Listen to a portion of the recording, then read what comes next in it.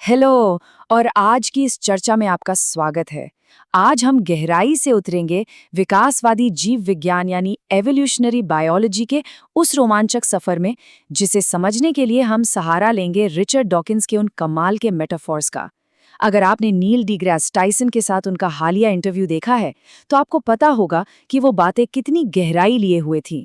तो चलिए बिना किसी देरी के शुरू करते हैं और देखते हैं कि कैसे ये विचार विज्ञान, समय और प्रकृति को देखने का हमारा पूरा नजरिया ही बदल देते हैं।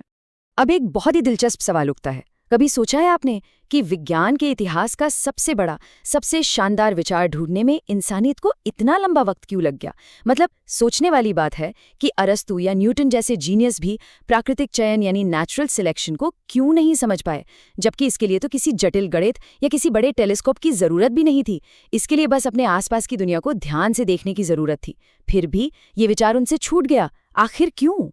इस रहस्य को सुलझाने के लिए सबसे पहले हम आते हैं डार्विन के उस विचार पर, जिसे दार्शनिक डैनियल डेनेट ने मानव इतिहास का एक बहुत बड़ा टर्निंग पॉइंट माना है। तो हुआ ये था कि सदियों तक इंसानी दिमाग एसेंशियलिज्म यानी अनिवार्यतावाद में अटका हुआ था। अर्नस्ट मेयर के अनुसार पुराने विचारक ये मानकर चलते थे कि प्रकृति में हर चीज का एक परफेक्ट रूप होता है, जैसे ग्रहों की कक्षा को एकदम गोल ही होना चाहिए या फिर एक परफेक्ट खरगोश का कोई आदर्श रूप होना चाहिए। ये धारणा एक बहुत बड़ी रुकावट थी। डार्विन ने आकर इस भ्रम को तोड़ा। उन्होंने दुनिया को बताया कि प्रकृति परफेक्ट आकारों से नहीं बनती, बल्कि यहाँ प्राकृतिक विविधताएं हैं और समय के साथ होने वाले छोटे छोटे बदलाव ही इसकी असल सच्चाई है। और इसी पर डैनियल डेनेट का वो मशहूर कथन आता है। उन्होंने कहा था कि नेचुरल सिलेक्शन किसी भी इंसान द्वारा सोचा गया अब तक का सबसे महान विचार था। ये सिर्फ जीव विज्ञान तक सीमित नहीं था दोस्तों, ये एक बहुत गहरी दार्शनिक क्रांति थी। एक ऐसा सच जिसने साबित कर दिया कि सिर्फ भौतिकी के नियमों और प्राकृतिक चयन के फिल्टर से गुजरकर प्रकृति इतनी विशाल और हैरान करने वाली जटिलताएं पैदा कर सकती है। और सबसे बड़ी बात, इसके लिए पहले से तय किए गए किसी सचेत डिजाइन की कोई आवश्यकता ही नहीं है। चलिए आगे बढ़ते हैं और आते हैं 1976 के उस दौर में, जब द सेल्फिश जीन के विचार ने आनुवांशिकी या हेरिडिटी को समझने का पूरा ढांचा ही बदल दिया था। ये कॉन्सेप्ट सच में होश उड़ा देने वाला है। जरा इस तरह सोचिए, ये जितने भी पेड़ पौधे और जानवर हैं, यहाँ तक कि हम इंसान भी दरअसल सिर्फ अस्थायी सर्वाइवल मशीनें हैं। एक ऐसा ढांचा जिसे सिर्फ इसलिए बनाया गया है ताकि वो डिजिटल जानकारी को सुरक्षित रख सके। जी हाँ, हमारे जीन बिल्कुल डिजिटल डेटा की तरह ही तो हैं। जैसे आप अपने कंप्यूटर का डेटा बैकअप लेते हैं ना, वैसे ही ये जीवन चक्र इस जानकारी को अगली पीढ़ी तक पहुंचाने का बस एक जरिया है। शरीर आते जाते रहते हैं, लेकिन ये जानकारी आगे बढ़ती रहती है। अब समय के इस विशाल पैमाने को थोड़ा और गहराई से महसूस करने के लिए डीप टाइम के उस फोटो एल्बम वाले मेटाफर को देखते हैं। इमेजिन कीजिए, हम एक एक पीढ़ी पीछे जा रहे हैं। पहले माता पिता, फिर 10,000 पीढ़ी पीछे शुरुआती इंसानों तक, फिर 10 करोड़ पीढ़ी पीछे स्तनधारियों के पूर्वजों तक, और अंत में 40 करोड़ पीढ़ी पीछे एक मछली तक। और सबसे हैरान करने वाली बात पता है क्या है? इस पूरे उल्टे सफर में कोई भी एक पीढ़ी ऐसी नहीं थी जो अपने माता पिता की प्रजाति से अलग हो।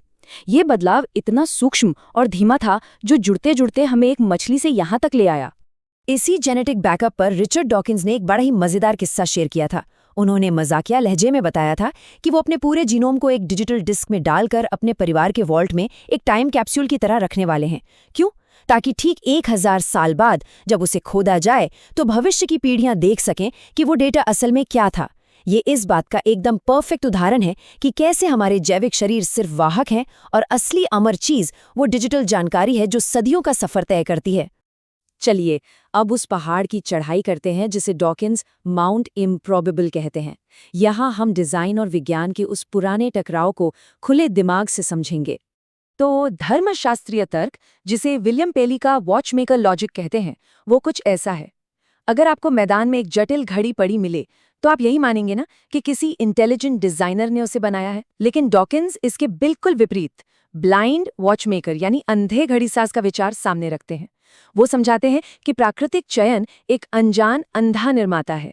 वो बिना किसी लंबी योजना या दिशा निर्देश के लगातार छोटे छोटे सुधार करता रहता है और अंत में एक बेहद शानदार और जटिल मशीनरी खड़ी हो जाती है।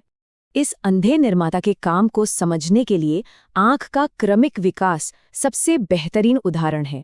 लोग अक्सर सोचते हैं कि आंख जैसी जटिल चीज अचानक कैसे बन सकती है, लेकिन ये कोई अचानक लगाई गई छलांग नहीं थी। शुरुआत हुई प्रकाश को महसूस करने वाली कोशिकाओं की एक साधारण परत से। फिर वो हल्का सा मुड़ी, जिससे परछाई की दिशा का पता चल सके। उसके बाद एक पिन होल कैमरा जैसा आकार बना, फिर एक पारदर्शी परत आई जिसने लेंस का काम किया, और धीरे धीरे एक पूरी तरह से काम करने वाली आंख बन गई। हर एक कदम ने जीव को जीवित रहने में थोड़ा ज्यादा फायदा दिया, और वही फायदा अगली पीढ़ी के लिए एक नई शुरुआत बन गया। अब जीव विज्ञान से थोड़ा शिफ्ट होते हैं और आते हैं संस्कृति पर। इंटरनेट पर आज जो शब्द हम रोज सुनते हैं, आइए देखते हैं कि असल में उसकी जड़ें कहाँ हैं। ये बहुत ही कम लोग जानते हैं कि 1976 में जब मीम शब्द गढ़ा गया था, तो उसका आज के इंटरनेट जोक से कोई लेना देना नहीं था। डॉकिंस ने इसे मेमोरी शब्द से प्रेरित होकर बनाया था। बुनियादी तौर पर जिस तरह जीव विज्ञान में जीन होते हैं, वैसे ही संस्कृति में मीम होते हैं। ये वो विचार हैं जो एक दिमाग से दूसरे दिमाग तक फैलते हैं और खुद की नकल बनाते हैं, बिल्कुल एक जैविक जीन की तरह। तो एक सफल मीम असल में काम कैसे करता है? अगर देखा जाए तो ये बिल्कुल एक कल्चरल कंप्यूटर वायरस की तरह है। ये एक इंसान से दूसरे इंसान तक तेजी से संचारित होता है। और सबसे खास बात, ये इसलिए नहीं फैलता क्योंकि वो सच है, ये इसलिए फैलता है क्योंकि वो दिलचस्प है। इंटरव्यू में एक बड़ा ही मजेदार किस्सा था जब जॉन क्लीज हवाई अड्डे पर थे और किसी अनजान आदमी ने अचानक उनके ही शो का डायलॉग चिल्ला दिया, युद्ध का जिक्र मत करो। ये एक परफेक्ट उदाहरण था कि कैसे एक आकर्षक विचार यानी एक मीम अपनी खुद की जिंदगी पाकर पूरी आबादी में तेजी से फैल जाता है। और अब इस चर्चा के सबसे गहरे और खूबसूरत हिस्से की तरफ बढ़ते हैं। कैसे वास्तविकता की सख्त वैज्ञानिक समझ ब्रह्मांड की सुंदरता को और भी बढ़ा देती है। मशहूर रोमांटिक कवि जॉन कीट्स को बड़ी शिकायत थी कि आइजैक न्यूटन ने इंद्रधनुष के पीछे की भौतिकी बताकर उसका सारा जादू और उसकी कविता ही खत्म कर दी। लेकिन डॉकिंस इस बात से बिल्कुल सहमत नहीं है। उनका मानना है कि जब हम इंद्रधनुष के स्पेक्ट्रम को सच में समझते हैं, उसके पीछे का विज्ञान जानते हैं, तो उसमें कहीं ज्यादा कविता, कहीं ज्यादा खूबसूरती नजर आती है। विज्ञान दुनिया के जादू को खत्म नहीं करता, बल्कि वो उसे एक नए और बहुत गहरे तरीके से हमारे सामने लाता है। और यही असली कविता हमें मिलती है the genetic book of the dead में। इस कॉन्सेप्ट को ऐसे समझिए कि हमारे शरीर का हर हिस्सा एक ऐतिहासिक बही खाते की तरह है। छिपकली की पीठ का छाला वर्ण उस पुराने रेगिस्तान की एक सटीक पेंटिंग है जिसमें उसके पूर्वज जिंदा बचे थे। हमारी उंगलियों के निशान इस बात का रिकॉर्ड है कि हमारे पूर्वजों को पेड़ों पर चढ़ने के लिए कैसी पकड़ की जरूरत थी।